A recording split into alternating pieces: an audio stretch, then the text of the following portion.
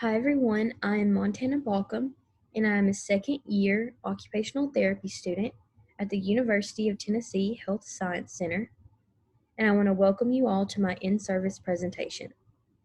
For this in-service presentation, I chose the topic of sleep hygiene for the OT student and the new practitioner. So first, I want you all to think about everything you do right before you get ready to go to sleep at night, and I'll give you just a few seconds to think about that.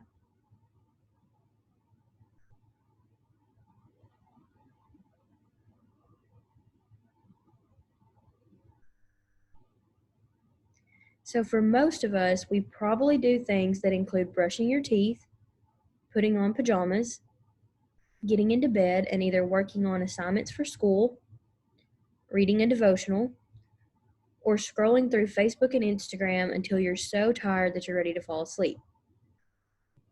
So I've always had a hard time with getting the normal or recommended number of hours of sleep each night now for obvious reasons. So thankfully, this in-service presentation has taught me the importance of sleep hygiene and some techniques on how to improve my nightly routine as well as my sleep habits. The objectives for my in-service presentation include being able to define rest and sleep according to the OTPF, identifying at least 2 benefits of healthy sleep patterns, and identifying at least 2 ways to demonstrate appropriate sleep hygiene as an OT student and a new practitioner.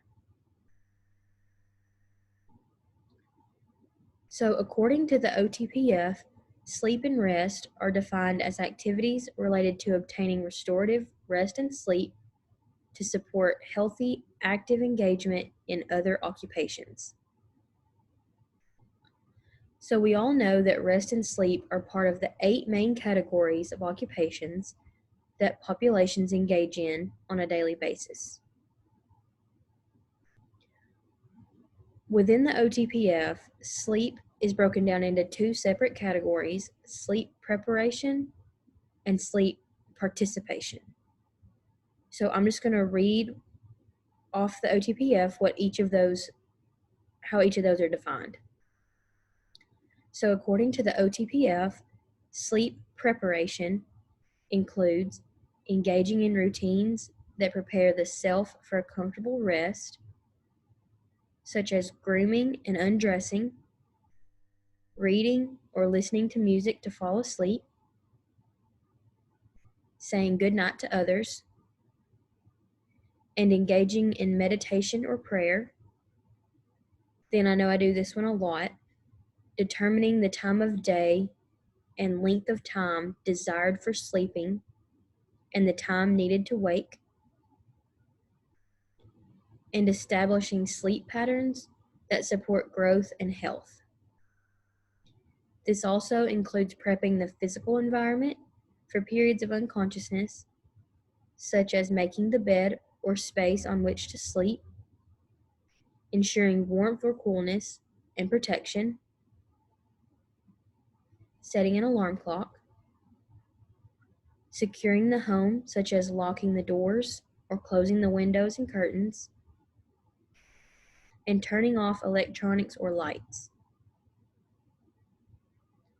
So sleep participation includes taking care of personal needs for sleep, such as ceasing activities to ensure onset of sleep, napping, and dreaming, sustaining a sleep state without disruption, and performing nighttime care of toileting needs and hydration, negotiating the needs and requirements of and interacting with others within the social environment, such as children or partners, including providing nighttime caregiving such as breastfeeding and monitoring the comfort and safety of others who are sleeping. So now that we know a little bit more about how the OTPF defines sleep, sleep participation, and sleep preparation, I found a short video posted by the Mayo Clinic that discusses 8 reasons why healthy sleep should be non-negotiable. And I will play that for you guys now.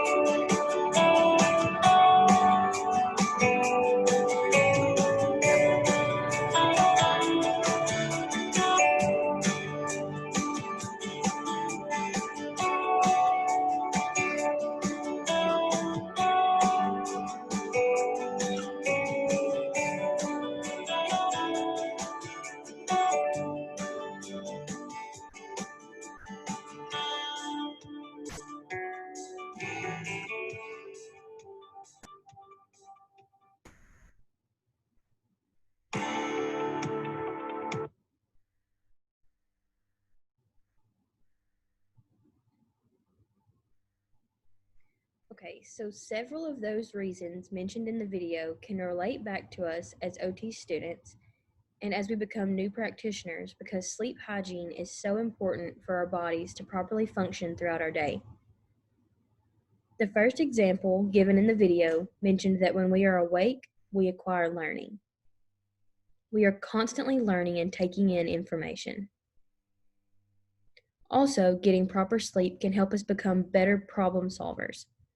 So I know several times during OT school, especially in sim labs and during field work, I've needed to be able to think on my feet. Also, as a new practitioner, I assume there will be times when things happen during an intervention session that we just did not expect to happen.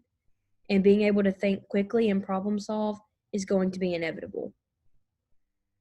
So having the proper amount of sleep can really benefit all of us in these types of situations. The video mentions short sleep leaves you short-tempered.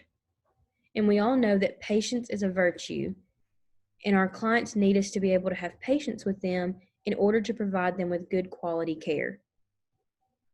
So no matter if you're working with children in a pediatric setting or the adult population in a SNF, we all are going to have to demonstrate patience when working with our clients. And by obtaining the proper amount of sleep, that becomes so much easier to do.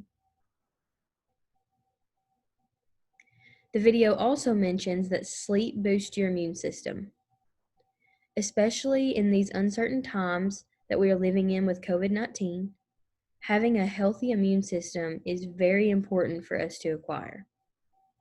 Depending on the type of setting that we're entering in for level 2 fieldwork, or even the type of setting that we enter after graduation as a new practitioner, we will be exposed to many different types of germs as we interact with our clients. So obviously, the types of germs that are maybe in a school system can be very different than the types of germs that we would come in contact with in an acute care, home health, hospital setting. But nonetheless, we're going to be exposed to germs. And the better our immune system functions, the better off we are for not only ourselves, but for our clients' health as well. So now that you know why we need to practice good sleep hygiene, next I want to talk to you a little bit about ways in which you can make sure your sleep routine allows you to have the best sleep quality possible. So according to a handout that I found on the AOTA website, electronics are a big thing to be aware of when trying to have better sleep hygiene. They recommend leaving your phone in another room and not using your phone as an alarm clock. They suggest using an actual alarm clock and turning it so that you can't see the clock as you're trying to fall asleep. So I know I haven't used an actual alarm clock in several years. So this would present as an adjustment for me. And also, not being able to see the clock at night would be big for me, especially because if I ever have trouble falling asleep, I have a tendency to check the clock several times to determine how much sleep I'll end up getting after I fall asleep. So I'll just lay there doing the math, trying to figure out how much time I'll actually get to sleep. So, creating a routine of when we go to bed each night and when we want to wake up can be a huge benefit to our circadian rhythm. They also suggest setting aside 1 hour before bed to wind down and take a warm shower or read a book or just participate in something that's relaxing to you and to your body and your mind. They caution us about limiting our intake of social media before bed or going to bed feeling hungry. So I know that I've been guilty of finding something interesting on social media right before bed, and then before I know it, I've spent way too much time reading an article or scrolling through Facebook, Instagram, and now TikTok. I mean, before I know it, there's a video popping up that's, whoa, you've been scrolling for too long.